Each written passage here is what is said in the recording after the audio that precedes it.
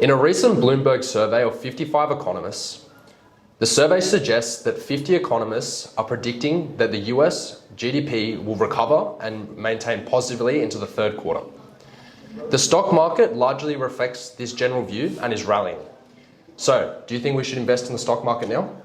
It's a question between smart money versus dumb money, right? Smart money generally referring to big financial institutions, where dumb money means retail investors. To look closely into the July rally of the stock market more than 10%, you got to look into a few different factors in the stock market. The indicators like the trading volume, especially, and who is behind this recent rally, right? There's a reason for the rally, because the market believes the worst is over, and they think the Fed rate hike cycle is about to finish.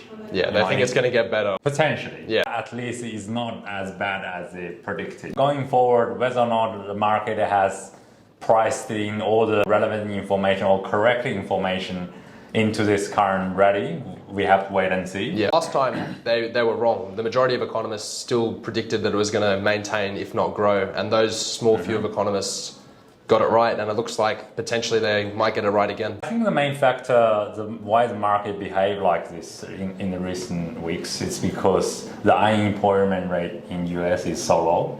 So they feel very optimistic about the future.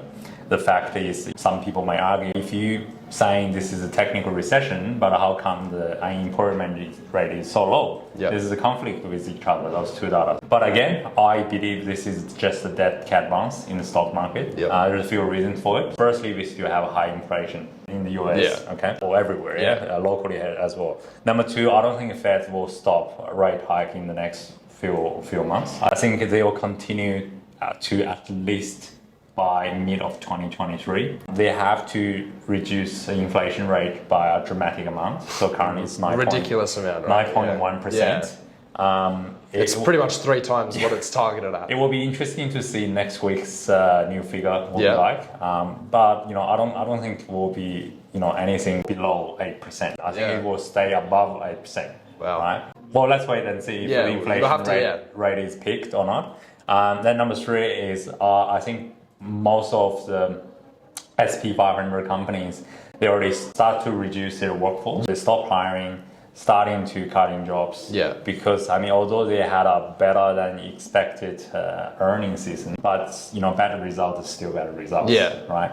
It's better than the worst, but it's still bad. They are prepared for this upcoming possible recession. And small businesses are already being hit pretty hard. They're cutting costs drastically across the board. So you will potentially see that employment rate will go up. Number 4, you're looking at consumer confidence is going low. People are constrained with their high living expenses.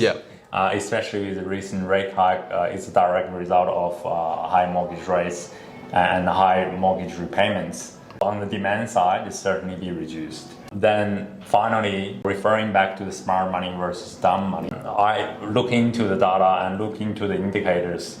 The recent rally was driven by dumb money. Can't wait to get into the stock market and make a fortune. Smart money are still waiting for the perfect moment to get in. The majority of them are not back to the market just yet. As because they believe the market potentially will make another low before eventually going back again. So we shouldn't invest in the market then? Well, we should wait and see. If you really want to get into the market, you can play some small bets, but don't go all in. Watch where the smart money is going. The smart money always buy from low and sell at high. Whereas the dumb money are doing exactly the opposite. You're trying to avoid that.